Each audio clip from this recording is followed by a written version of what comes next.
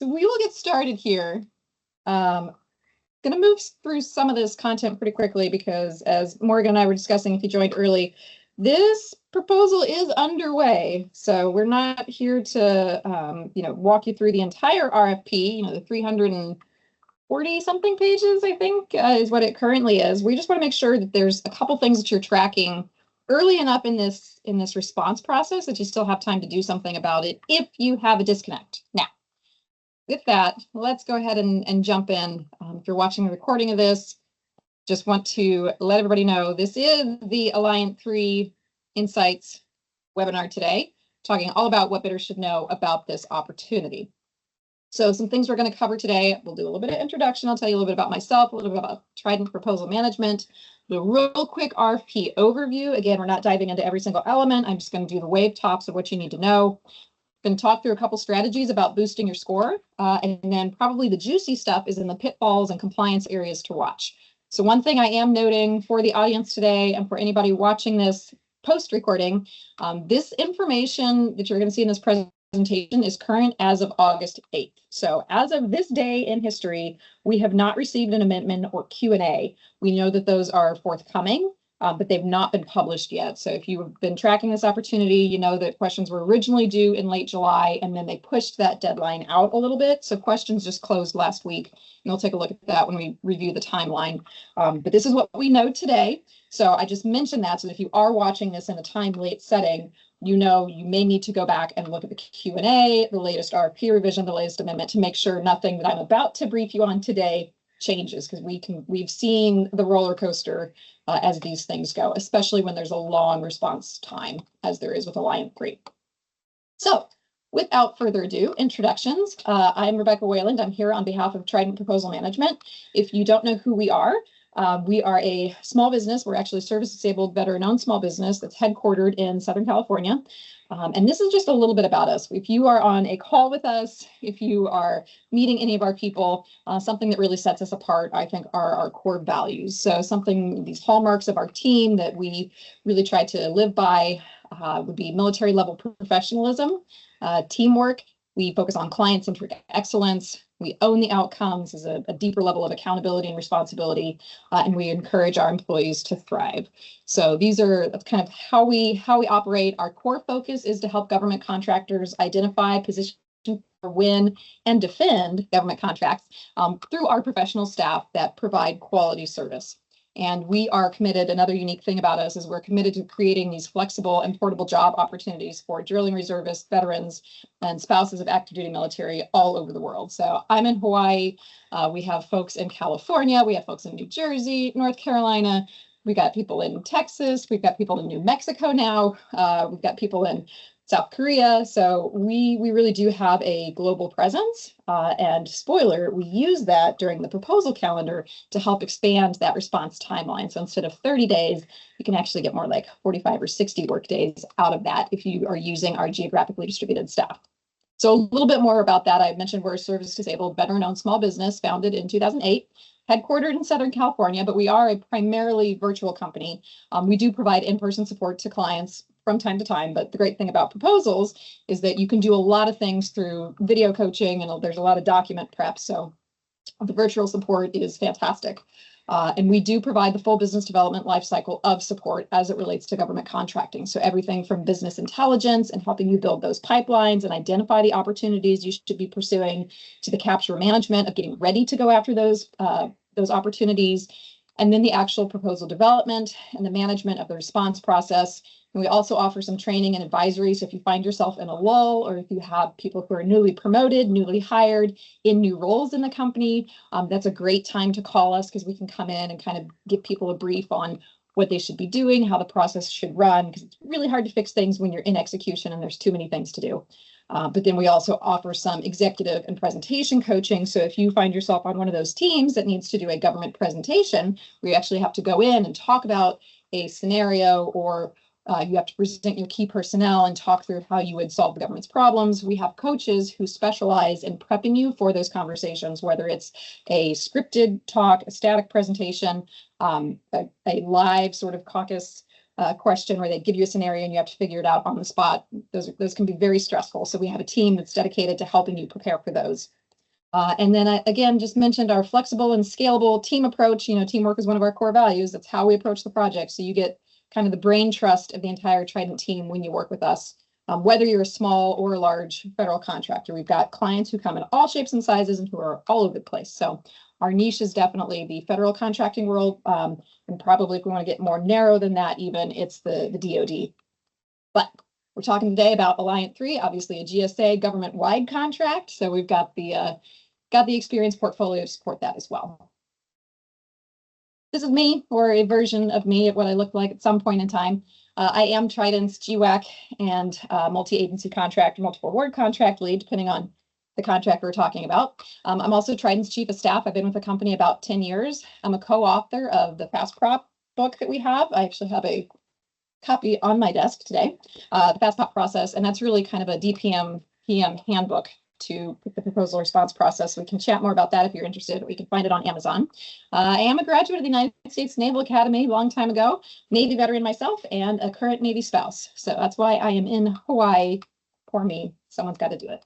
Need to get in touch with me. It's real easy. I'm just Rebecca at tridentproposals.com. So if you have any questions about today's presentations or want to talk more, hit me up. We'll connect.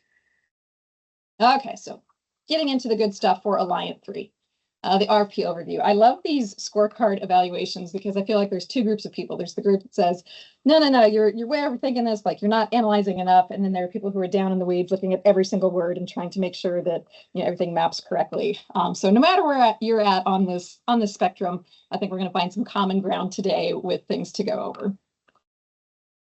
So mentioned the timeline, right? This thing was released at the end of June. I was telling Morgan before we started, if you are one of those souls that is supporting Alliant 3 and NASA soup at the same time, my heart goes out to you. That's a lot to manage. And I hope your seatbelt is buckled. So totally understand that, and by the way, it's summer, right? So back to school is starting in some places, but I'm sure you've had a busy couple of weeks getting through this. As I mentioned, questions were just due last week on August 2nd. So we're right after that of that red dot. We expect some Q&A to get released at the end of this month. We may do a follow-up webinar. We may just update our blog. Depends on how rocky the waters get. So want to kind of preempt some areas to watch today. We're definitely going to cover that. And then we know that there is going to be some sort of pre-proposal conference that they're going to record. It's not going to be the live Q&A session, but they're going to go through and hopefully do a little bit of explanation and clarification once they release these Q&A or in anticipation of that, so that bidders can hear somebody walk them through the rationale, and it's not just the words on the page that can be kind of flat. Right now, this proposal is due right before Halloween, October 28th, and we will see if that timeline holds just based on whatever does or doesn't happen with Q&A.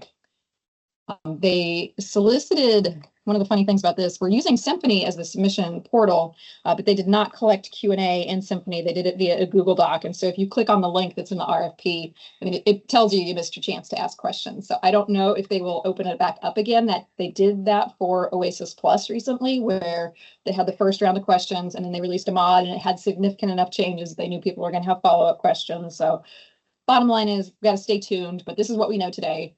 We're about midway through, which is why we wanted to make sure we just took a quick time out for this webinar. Okay, recapping very quickly, steps to an award. This is a phased approach that GSA is going to take. You will submit your proposal. They're going to have a rank.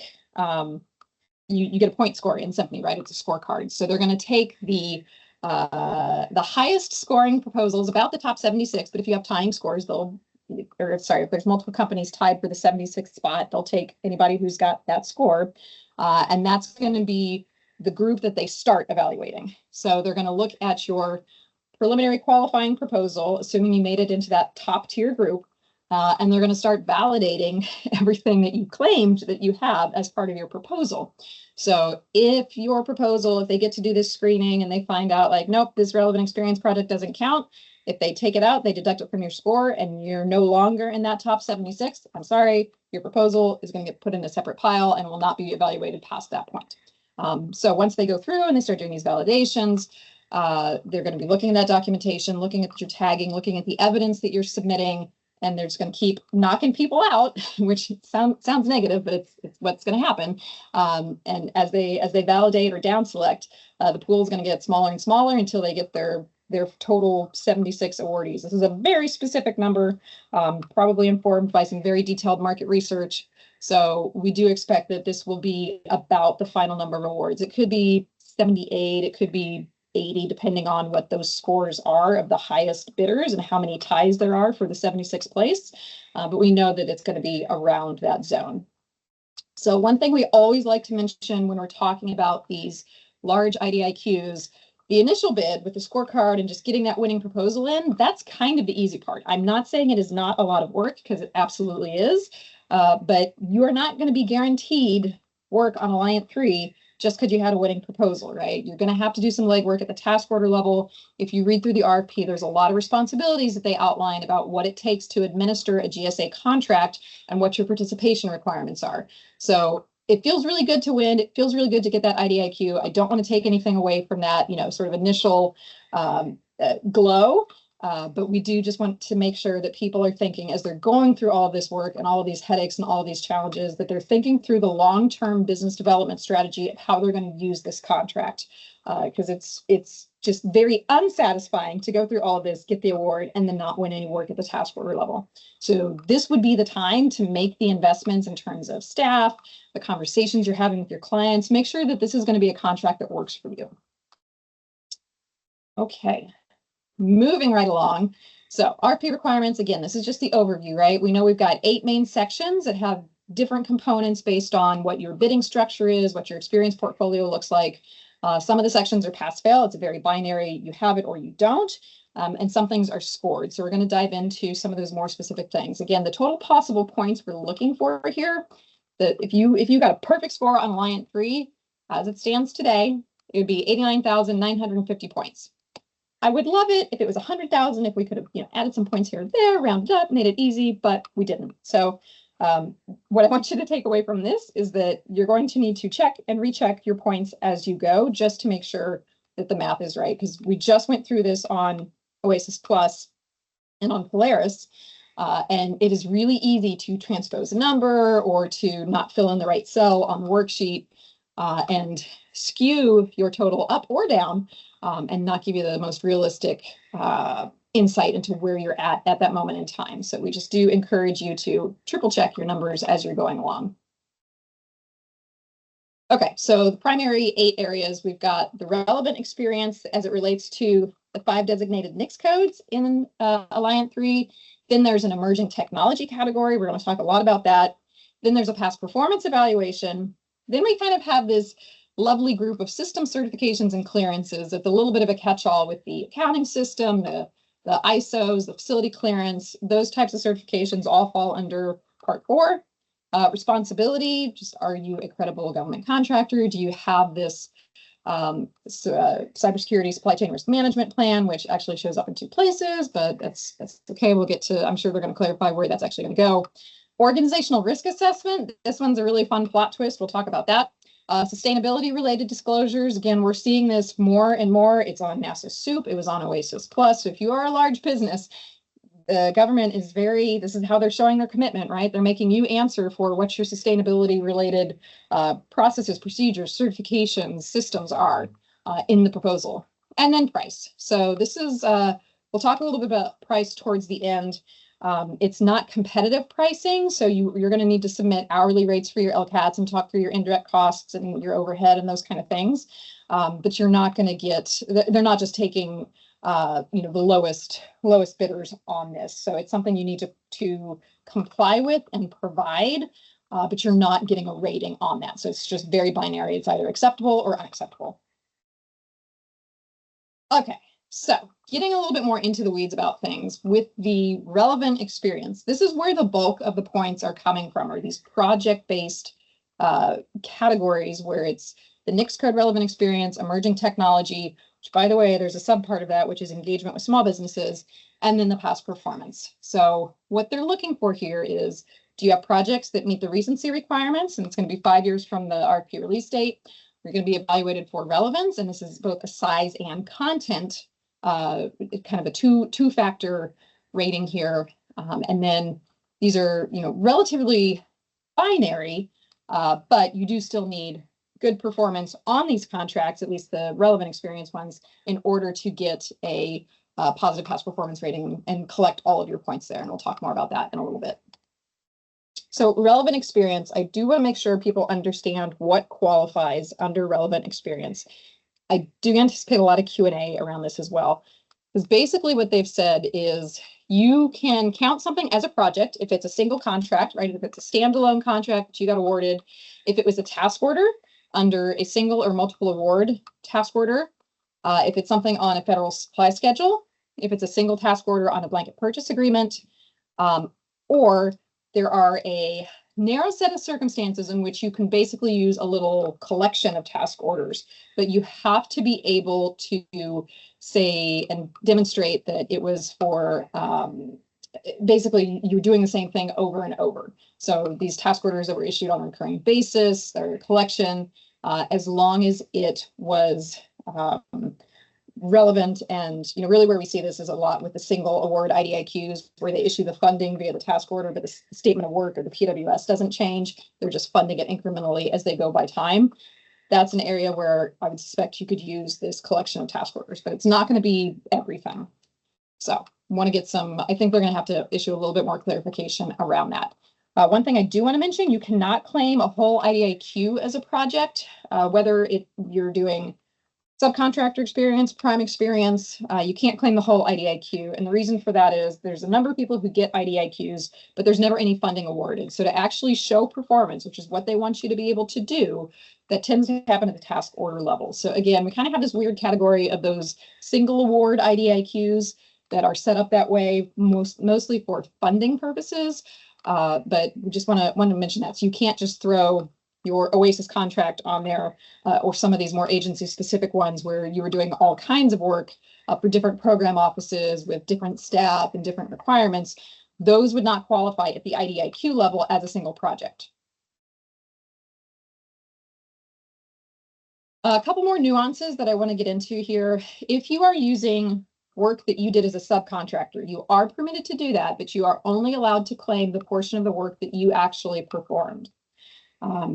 Another thing to mention here is that you can't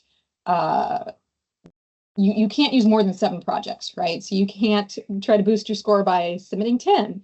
You also cannot submit backup projects. So don't upload 8 to Symphony with the hope that if one falls out, they're going to look at that 8th one. They're not going to do that. So pick your 7 best projects. We'll talk more about that when it comes to the boosting scoring section.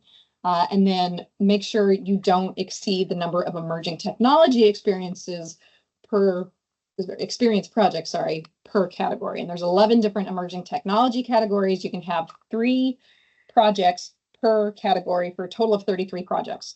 So you could be submitting 40 discrete projects or contracts, up to 40 on this contract. You can, we'll cover this many times because I know there's a lot of confusion about it. A relevant experience project can be used as an emerging technology project, as long as you keep a few things in mind. So you cannot have duplications though. So you can't use one emerging technology project to cover 3 different emerging technology areas. That's not permitted here. Okay, so rewinding a little bit back to the relevant experience projects that are related to the primary NICS codes. Couple things I want to put stomp here, because this is what's going to tell you if your project is viable or not as a relevant experience project. So it has to be in one of the 5 NICS codes that are listed within the RFP. These are the same standard NICS codes that they used for Polaris. If you're tracking that, basically it's the 518.210, 541.511, 541.512, 541.513, and 541.519. These are kind of the central IT NICS codes that we see GSA using. So you have to be able to show, if your project was not coded in that NICS code, you're going to have to be able to explain how the work actually related to that NICS code, and it needs to have been integral to the project. So there is a little bit of daylight or an avenue to getting something claimed in a NICS code if it wasn't assigned that NICS code upon contract award, but it's going to require more paperwork. In this list of 6 qualifying things for a project to count as relevant experience, you can only claim it once. So if this was something that you did as part of a team and the other person's claiming it, we can't do that. The project needs to be ongoing or have to have been completed within 5 years from the date the RFP is released. This is really important, that it's queued to the RFP release date, because if we see extensions, you can't say, oh, well, it's within 5 years of, October or November or December. Like, no, the date that counts is that June 28th release date. So that's your 5-year plus or minus there. In addition to that, as it relates to recency and sort of duration, you have to have at least 1 year of performance on this contract, or it needs to have been complete. So you can have a project that is less than a year long if it meets criteria under bullet number 5, which is meeting the minimum value of the total project value being equal or greater to $7.5 million. Now, a note about this. When you are looking at your total project value, if the project has ended, you only get to take credit for the money that was actually obligated. And if you pull up FPDS, they included a great little video, great little cheat sheet within the RFP that you can reference. If you look in FPDS, there's 3 sort of funding rows that appear in the FPDS record, right? There's the obligations to date, then there's the contract value, then there's the estimated total contract value that takes the option years into account. So that total value that would be the ceiling may or may not have been actually executed. So that's why if you are looking at a project that ended, it's going to be that top value of those 3 in FPDS. And I apologize, I don't have a screenshot. Normally I throw one in here and I didn't get to it this time. But if you have questions about that, we can help you determine which value to use, because you don't want to go in and overclaim or think you have a project that's larger than it is, because that's going to directly affect your point values.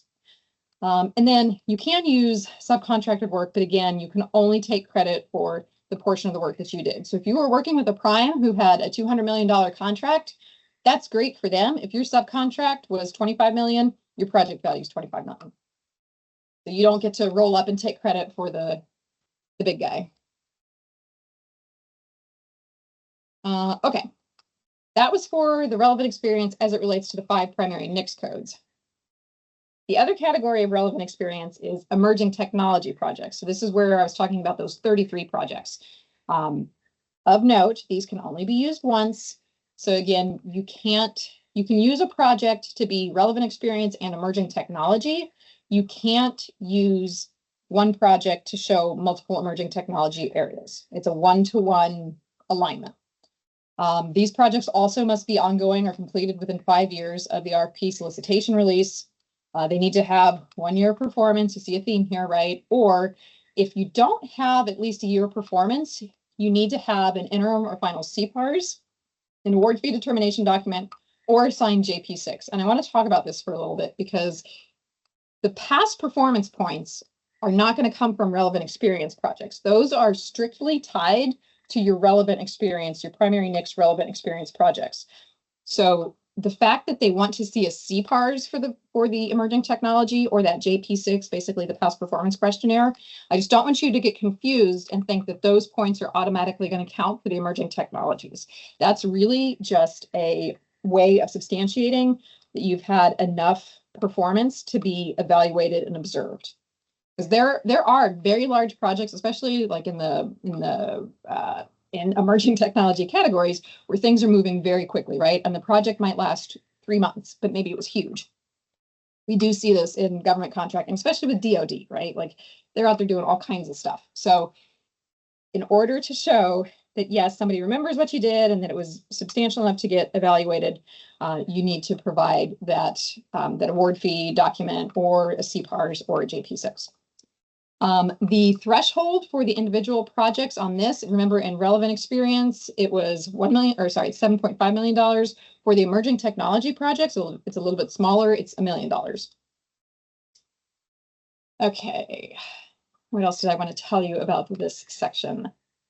So same evaluation too applies for that when it comes to determining what the actual value of the project was, right? So if it's ongoing, you can take credit for the ceiling value. If it's ended, you can only take credit for the dollars obligated. I cannot stomp that enough. And then again, if you're using subcontract work that aligns to an emerging technology area, that's great. Just make sure you're only taking credit for your portion of the work. And you do need to get that form signed by the prime contractor validating everything you're claiming. So moving along a little bit, we're still talking about your portfolio of experience, but now we're talking about past performance. And the way that I separate these two in my mind is on scorecard evaluations, the relevant experience section, you're showing that you had experience doing work that has some meaningful connection to one of the primary Alliant NICS codes or their emerging technology areas. Past performance is a separate rating because that's going to talk about how well you did that work. So part one is, yeah, we did work that looks a lot like this. It applies. You're asking for the same kind of nuts and bolts. Section two is, we did a good job delivering those things for you and everything worked as expected and you were a happy customer at the end. So the only projects that are eligible to get past performance points are your primary relevant experience projects, the ones that relate to the NICS codes, right? The primary NICS code relevant experience. That is such a mouthful. They really needed a quippy little acronym for that. Maybe that'll come out with Q&A. CPARs are required. You have to have CPARs for these. If you don't, you have to have this JP6 that basically the customer signs and they evaluate and they give you the rating. So you have to have a one-for-one comparison.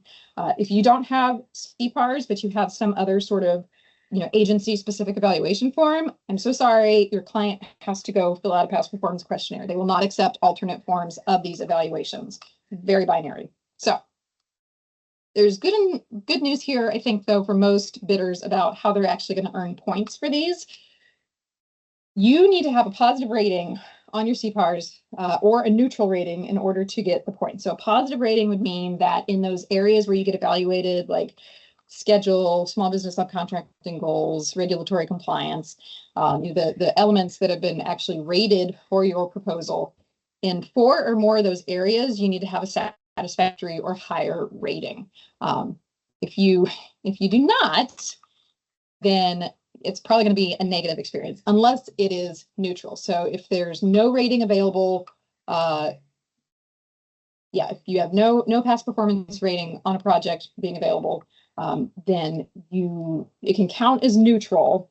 And in this case, a neutral is the same as a positive, but there's going to be some extra documentation that you need to provide, stating the efforts basically that you took to get a CPARs or to get a past performance questionnaire signed. And if at the end of the day, the client doesn't return it to you, you can't just say, oh, well, they didn't do it, so I guess I'm good and I get the points. We'll talk more about that in more detail as we go on here. Okay, I told you I'd talk real briefly about the price proposal. They gave you a template. Do not modify this template. Don't change the formulas. Just make sure that you fill in basically your labor category pricing queued to the pricing that they give you with your specific company situation around G&A and overhead and fringe and indirect and all those kind of rates, so that you can get an acceptable rating here. So it's not evaluated. It's not going to be like, oh, you're extra competitive or you have the lowest prices, so you get a higher star rating. It's not that. They're not looking at your price proposal versus somebody else's price proposal. This is a compliance thing. It does go out 15 years, and I think there's a total of 31 labor categories. Where we saw some people get tripped up with Oasis Plus was that they needed to provide rates for both client site and government site. So some people don't have a difference there, but you just want to make sure that you're taking the right sort of indirect costs into account as you propose those. You're not locked into bidding at those rates at the task order level, right? Like that's the max you can bid. So if you have questions about that, we have a lot of great pricing specialists that can walk you through it. But this actually, I think, is one of the categories that you don't need to overthink. Okay, specific strategies for boosting your score here. These scorecard evaluations are fascinating, and GSA did release an Excel document that is the pricing, or sorry, not the pricing, the self-score worksheet. So you can go in and you can play with how your projects are going to scale and what's going to make the most sense for you. I have this chart on the right just to kind of break down where the points are coming from. So you can see the mandatory experience elements account for 63,000 points of the 89,000 that we're shooting for, right? Because everybody wants to get a perfect score. There will be companies who get a perfect score on Alliant 3, and that's who you're competing with. So every point does count here. what we want to make sure you can do is have this diverse portfolio of big projects. And then you're going to have to do those multiple emerging technology projects. Sorry, there's just no way to get a perfect score unless you do all those. And then the real big boost would be those audited systems, industry certifications, and facility clearance, because that's worth 26,350 points if you have all of them. There are some relaxations actually between Oasis Plus and Alliant 3. I know those two are not in the same series, but just because they're both GSA, I think it bears mentioning that on Alliant 3, they are accepting third-party certs for some of these industry certifications and audits. And that's not something that we've seen consistently applied for some of the other multiple award IDIQs. So it's worth noting here. They're not worth as many points, right? A third-party audit or certification is not going to be worth as many as the designated government agency who does it, but it's not nothing. So if that's what you got, that's what you need to bid. Okay, so broadly speaking, bigger is better and more is more. It's just how the scorecard evaluations work.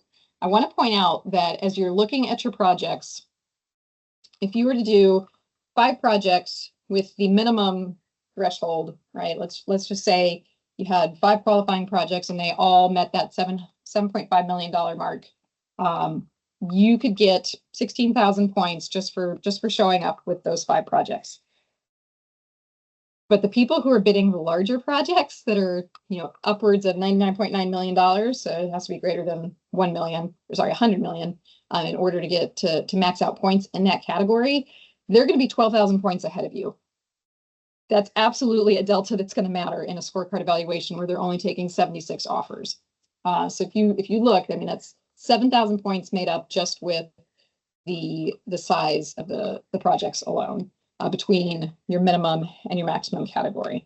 So interesting how some of these points carry forward. Something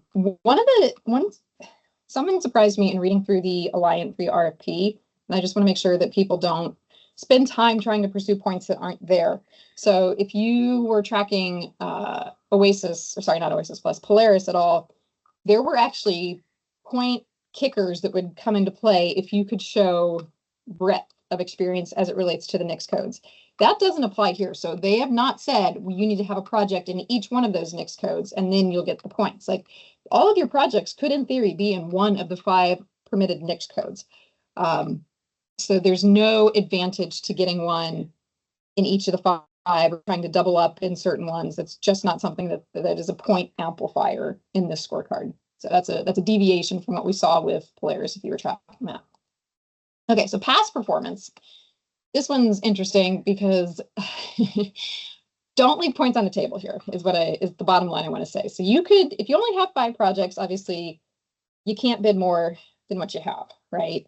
But there's just such a big jump between bidding 5 projects and 7 projects, because it's not just the points for the relevant experience projects themselves. Remember, it's the points for the past performance accompanying those projects as well. And each project is worth 2,500 points. So if you were bidding 5 projects and getting 2,500 points, you're not going to be obviously scoring as highly as the people bidding 7 projects and getting 2,500 points for each one. So you can see if we use that same table that we had on the previous slide where we said if we have 5 projects or the minimum size, like what's the best we could do, it'd be 28,500 points from that smaller category.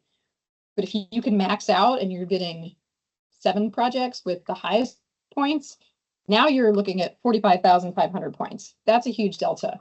And honestly, even just getting 7 projects that are still at the minimum size is a big jump between, that sort of low category of the 28,500 versus 35,000 points. So these deltas are not insignificant. And again, I think the difference between the 76th place and the 77th place bidders, it could be 100 points, right? Because that's the smallest denomination of points that you can earn on this proposal. So it is totally possible that you could be 100 points back from getting an award on this if you don't max everything out.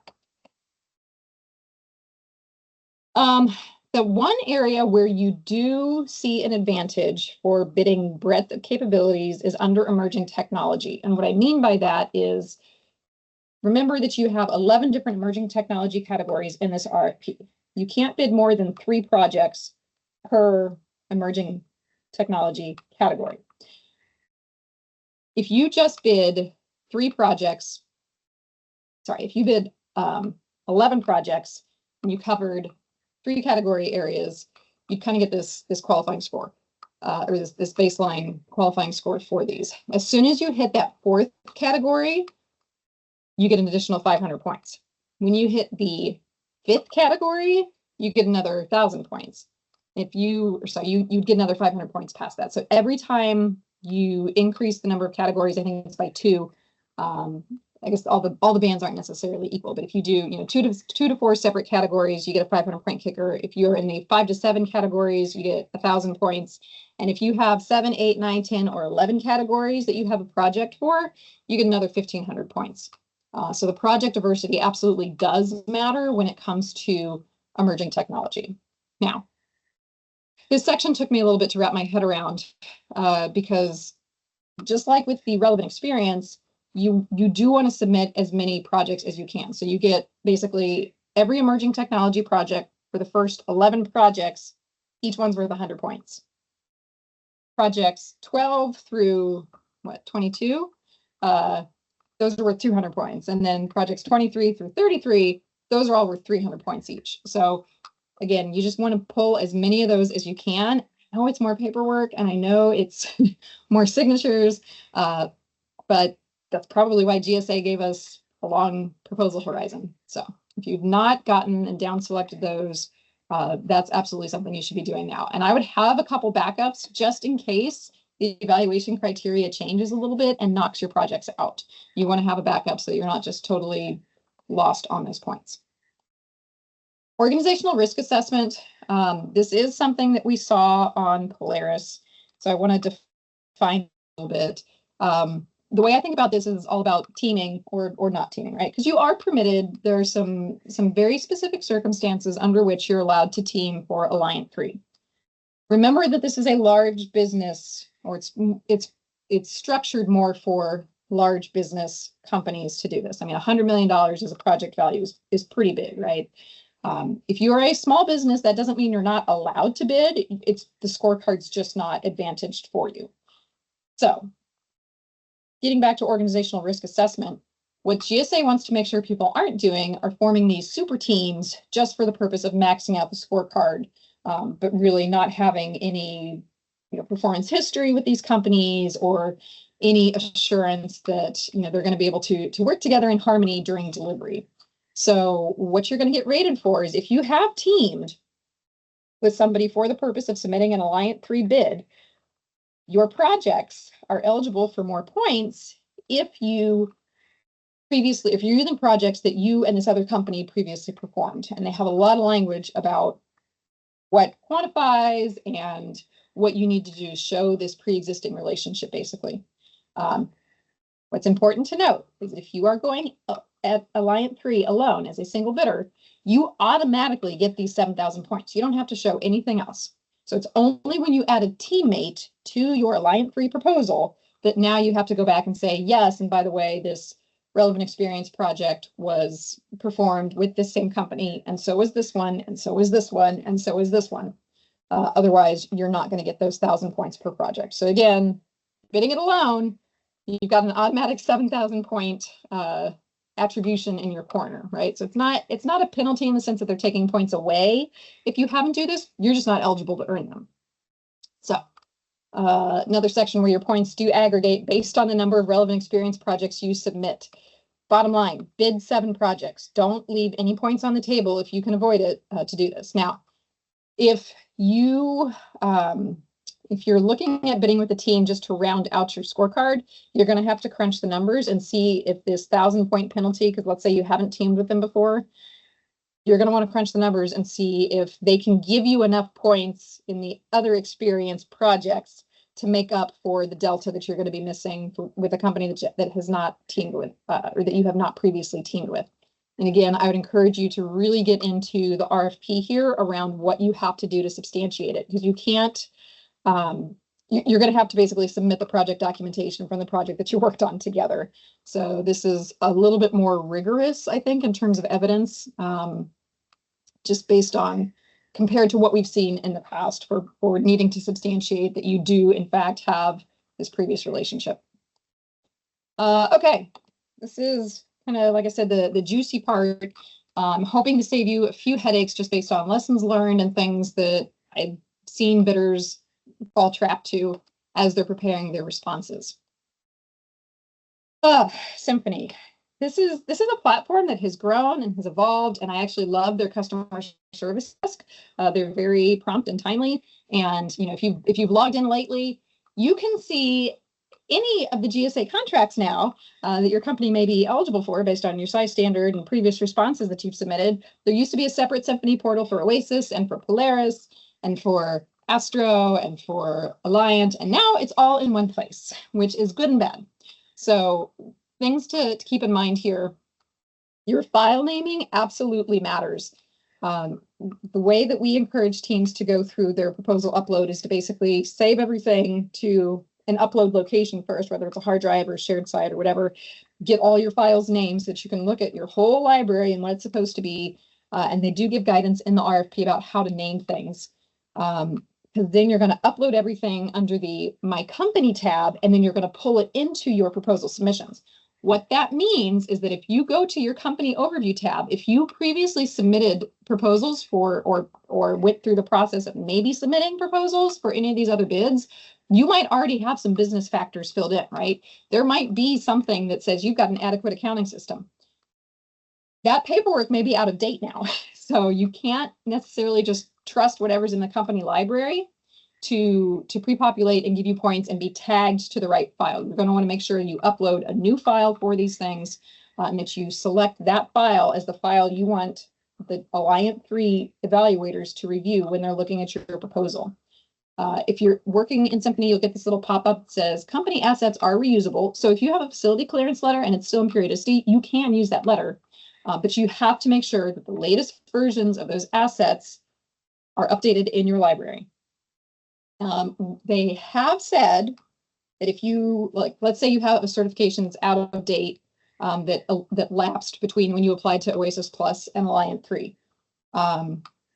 In theory, you can delete that, right? Because those have already been evaluated and it's all good. You could pull it from your library, and it's not supposed to affect anything that they can see on the back end. Presumably, they've already seen it. But if you're nervous about doing that, I would just encourage you to use a really clear file naming system so that you can keep everything in your library.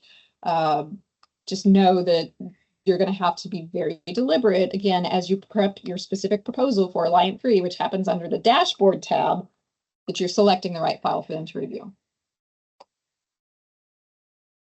I've been using Symphony for years at this point, so if you have questions, that's another really great time to come talk to Trident about if you're doing it right. Because this is the other thing I do want to mention here. Just because Symphony gives you the points doesn't mean GSA is going to give you the points. So the system is pretty smart. It's fairly user intuitive. It is not infallible.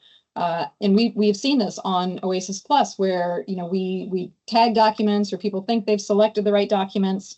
And so the system says, okay, all it's checking for is that there's a file associated with it. It's not looking at your tags in real time, right? It's not looking at your comments in your PDF to say, this is the section I want you to look at to verify that this project aligned to 541.512. It's not that smart, right? It's for the purpose of the self-scoring. If you click enough of the boxes, you're going to get the points in the system, but that doesn't mean that that is the ground truth and that those points are going to stand. So it's got to go through the whole evaluation after you submit it. Keep that in mind. Small business goals. All right, so there is language in the RFP that says you can propose goals other than the ones outlined in the RFP. If these are not realistic for your company, you need to bid what's realistic for you. I can tell you that for the companies on Oasis Plus who bid something not exactly what was in the RFP, I've seen all of those kicked back for clarification. So if your company really just can't meet these goals and you've got a really good reason why, you might be able to get that accepted by GSA. I just haven't seen anybody be successful in that yet. So I don't know what to advise you in terms of what right looks like. Yeah. So if you think you've got adequate explanation and justification for why it's unrealistic for you to hit 50%, you technically can bid a different number than 50% or 7% or 6% or whatever's in this table, but you have to justify it. And they are reviewing these and they are kicking things back, even though this is an acceptable, unacceptable rating or determination, I guess, for this specific factor. So I just want to mention that, yeah, is it permitted? Yes. Have I seen anybody be successful? No. Okay, other things lurking in the projects. Don't duplicate. We already mentioned this. I will duplicate my guidance not to duplicate. Make sure you're using that right contract value, right? So if your project ends, by the way, if it ends in September and we're turning the proposal in October, you better make sure that week before you turn all the projects in that you've gone back to FPDS and downloaded the most up-to-date record, because there can be funding obligations, de-obligations, and your final value might change. And when we're talking about a band that is $7.5 million up to $100 million plus, like, it's just worth triple checking that all of your documentation is up to date. I know we beat this horse, but the first tier subcontracting experience, you only get credit for what you performed, and your prime has to sign off on that JP4 to say, yes, they concur with everything you're claiming. We always mention that just because it takes a little bit of time, or it can take time to get the documents signed when you don't control them, right? So anything you send outside the lifelines, you want to make sure you've down selected, communicated, gotten the forms back, because they are not submitting them to the government on your behalf. You are submitting all of your forms, whether it's a project verification form, a past performance questionnaire from the client, all of that gets turned back to you for upload with your proposal. There's no, Alliant 3 email address for these clients to email those things into, like we sometimes see with past performance questionnaires. It all comes back to the bidder. So you've got to make sure you've given yourself enough time to select your project, send out your form, have it come back to you, check all the blocks and make sure that the signature actually saved in the document. Like, we see all kinds of little gremlins pop up when it comes to passing these documents back and forth. Did your client change the value? Did they change the dates of performance in your past performance questionnaire? So just give yourself time to review these things so that you're not crunched in the 11th hour trying to get everything uploaded, and make sure that what you typed into Symphony matches what's on the form, and also matches what's in FPDS, and also matches what's in your contract award documentation. Okay, for the JP2s and JP3s, remember these are the JP2 is for the relevant experience as it relates to the primary NICS codes. The JP3 is the form for the emerging technology. Most of the credit areas on the JP2 are going to get verified via the FPDS record that you're turning in. And by the way, you don't necessarily have to submit every single FPDS record, if I could talk, every single FPDS record that exists for a project, but you definitely need the most recent one and any others that substantiate what you're trying to claim. So you might do a collection of FPDS records. It might be one. It just depends on your project.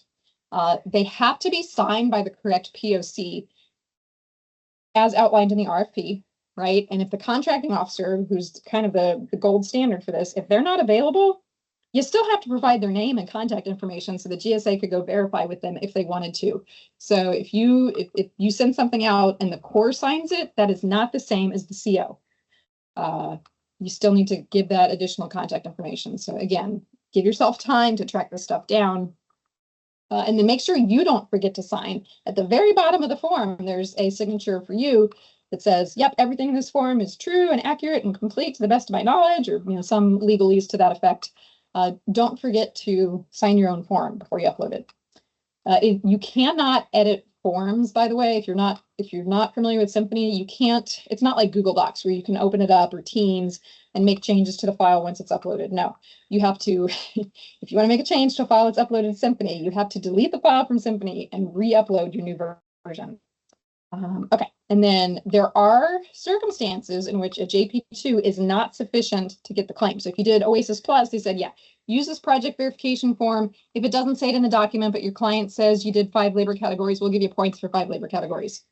That's not the case with Alliant 3. So if your client says, oh yeah, it was cost reimbursement, but your FPDS record does not say cost reimbursement, you are not going to be able to waive that away with the JP2. If it doesn't say it in FPDS, you're not going to get those points. And then for the emerging technology projects, every single one of them needs a signed JP3. So this isn't just one where you can submit the FPDS record and say, that's my documentation, I'm good to go. Like, no, you actually have to give an explanation of what the emerging technology was and its role on the project, and get that signed so that it's not just a creative writing assignment. Again, anything that requires a signature takes time and introduces an opportunity for error. So that's why we're foot stomping these as actions that you need to be paying attention to. Okay, last time, for anybody who's still not clear about this, the your relevant experience as it relates to primary NICS codes can be used as emerging technology projects. That's okay. That's not considered duplication. Past performance is required for relevant experience. It is not required for emerging technology. And an emerging technology project cannot cover more than one emerging technology area or be used more than once. So duplication is not defined as being relevant experience and emerging technology experience. It's showing up multiple times on the proposal or in multiple proposals. Okay, and then this is something that I think we're going to see a lot of questions about and possibly a Q&A, only because these are all in the certification section, right, as it relates to industry certifications getting additional points. I highlighted, there's a distinction here that for the CMMI certification, they said that is queued to the initial solicitation close date, which would be 28 October. But for the purpose of determining what is active for the ISO certs, right now they have those as the date the solicitation was released. So that would be June. It may not sound like a big delta, but a lot of certifications can expire between June and October. So I don't know if they're going to standardize this with Q&A, if it's all going to go to the solicitation close date, or if it's all going to go to the solicitation release date. Just not sure, but that's 100% an area to watch. Okay, at this point, if you want more information, we are going to post this recording of the webinar. You can come back and rewatch it. You can give us a call. We've got a running blog that we're keeping up to date as we get Q&A things clarified. When there's amendments that come out, you can check our website out. It can help you stay ahead of all those changes because we know it's a lot. We know you have a lot of other things going on. So we'd love to help you kind of keep all the cats herded as you're going through this process. And we are offering these compliance checks. So we know that you guys have probably been working on these contracts for months, if not years, trying to get your projects lined up, trying to do all that. It can be really helpful to have just one more set of eyes, not to throw everything out, but just that you know that you have confidence in the score where you have self-assessed, that your Symphony record is right, that you've uploaded things to their correct place, that the tags make sense, because you're not going to be in the room explaining any of this to GSA as they review your proposal. So if you just need that third-party, independent, unbiased set that's going to hold you accountable as the government evaluator would, this is a great use case for us to work together. And please do make sure you get in touch with us so that we can save you a spot for that review. Hopefully in October is when all those are going to happen, but we'll work with you sooner than that. So if you have any questions, this is all of Trident's contact information. Thank you very much for watching today. We do have a couple minutes left. I don't think we're going to have any Q&A, but I will open up the floor just in case there are. But this was a lot of fun. I did a lot of talking.